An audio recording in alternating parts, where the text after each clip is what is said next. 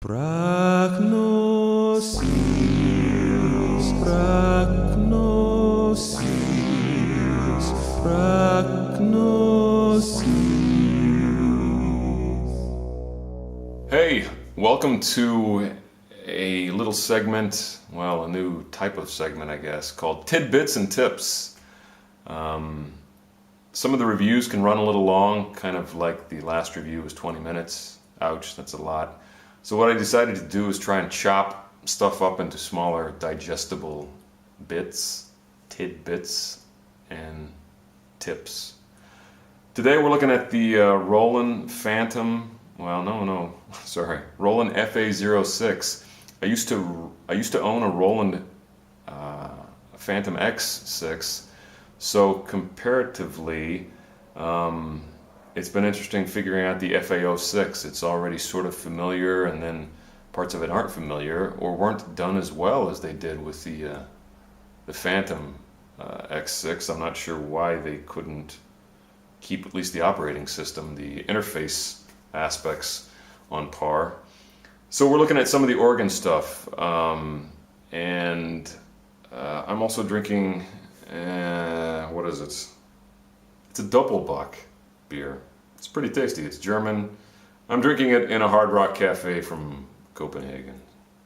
Kubenhaven. How do you say that, my Danish friends? Anyway, great place, great beer. Okay, this is the Tidbits and Tips section. We're going to keep this as short as possible. Only focusing on three things right now.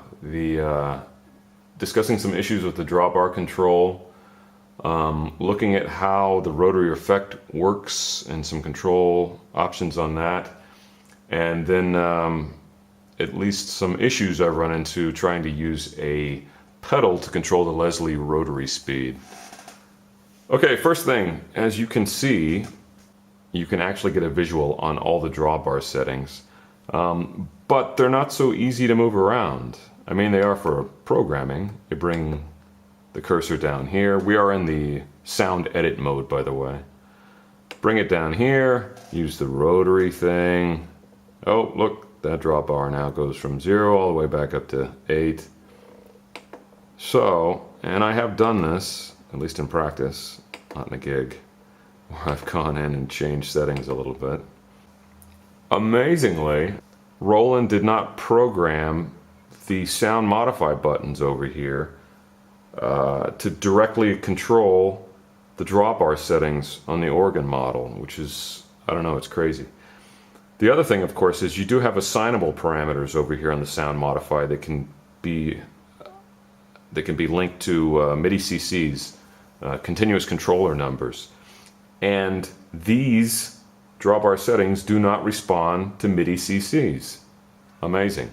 Now, supposedly, the Ocean Beach Digital DB-1 drawbar controller does have the capability to control these drawbar settings, and it works on a sys-X level, system exclusive, MIDI system exclusive, and that will let you physically move a drawbar and change the settings here. Based on a few of the forums I've read, that's a decent solution, but again, can't understand why Roland didn't make the drawbar settings MIDI CC changeable, where you could assign the sound modify knobs to affect these on the fly. Now granted, there are only 6 knobs and there are 9 drawbar settings, but it would still be much better than nothing. Okay, second thing, there are 3 decent rotary effect options for the FA-06, but I've noticed a couple problems when using them. Well, primarily using the last one, rotary number 3, which is the one that offers distortion. Rotary number 1 effect and rotary number 2 effect do not offer distortion, and I like my distortion, so going over here to the MFX tab, I am on rotary 3, which is this distortion effect. Part of the problem with using this effect, and I'm not sure how prominent it is with rotary 1 and 2, but it either accents the bass a little bit or it kind of shaves off the high end as well. So now there is a fix for this that I've figured out. If you go into the overall part view,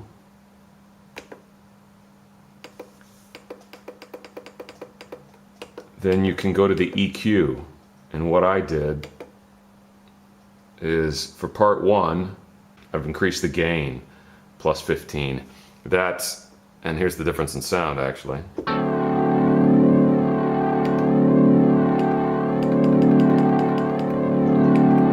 That's with the increased highs.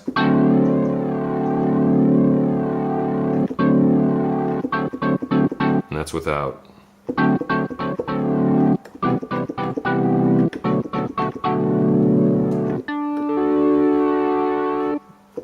Without.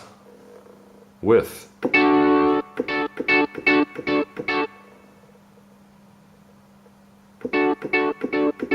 Without. Okay, what it really seems to affect is kind of the attack. If you have a pretty accented percussion, with the higher end, it definitely provides a lot better, I don't know, clarity for the attack. Otherwise, it seems kind of muffled, so that's my workaround for that. Another issue, I tend to play with just a mono out on the cable, because that's basically my allotment on the mixer board. I could have stereo, and this would probably solve the problem, but I don't with the guys I'm playing with, so part of the problem is even though it says mono out going out of the left jack on the back of this thing, there are artifacts that show up on the rotary effect. So depending on how the spread is set, the Leslie can sound significantly different.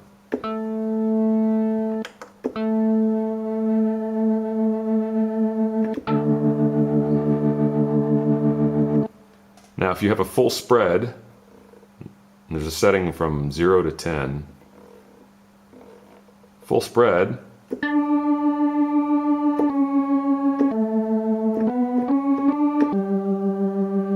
kind of get the high-end rotor more, which is, when I first played that, I was really kind of confused. And if you take it all the way down to 0 spread, you tend to get the low rotor more heavily accented. So I set it in the 5, at 5, in the middle.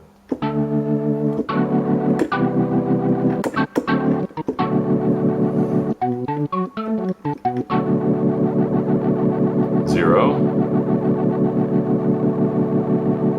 10,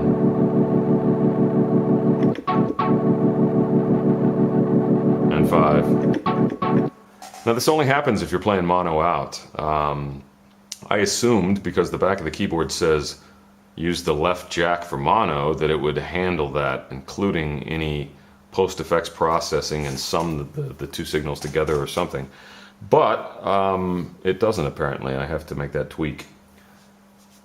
Lastly, using the A pedal to control the Leslie rotary speed. You can set that up, but this is the first decent organ clone sounding keyboard that I have that will not let me program a sustain pedal like this to just activate the speed of the rotary effect. I have a Casio XWP1. You click it once, it'll change the rotary speed. Click it again, it'll change it back to the other setting. It also has a light that indicates on the keyboard when it is the rotary speed has changed, or it's high or slow, fast or slow. Here, if you step on it, depending on how you've programmed it, it will kick in the rotary effect to high speed. But as soon as you take your foot off, it slows back down again. So this is a non-latching sustain or hold pedal. What you would need is a latching pedal, which I ended up buying. And so this guy right here is a latching pedal. I have it plugged into, what is it, switch number 1, I guess, in the back. Okay, we touched on most of the points I wanted to touch on. The last thing would be the switch. It's frustrating, again. I had, well, still have, I guess, a Nord Electro 2 module The sustain pedal will switch the rotary effect on that from high speed to low speed, and there's a light that indicates that it's changed. Here, if you've programmed it to the S1 switch and you hit the S1 switch with your hand, you'll see that it'll light up, and then the effect should be going the higher rotary speed or not. But if you use a switch and do it, it doesn't show anything. It's frustrating as heck. There are times when the band gets real loud and I've hit the switch and I can't really tell if the high-speed rotary effect's going or not. And there's nothing on the keyboard that lights up or indicates, using just the foot switch anyway. So hope this helped. Again, I'll be doing some more tidbits and tips in the future. Probably get the Murmux semi-modular back out and do some patching stuff with that as well. Any questions or anything, don't mind trying to answer.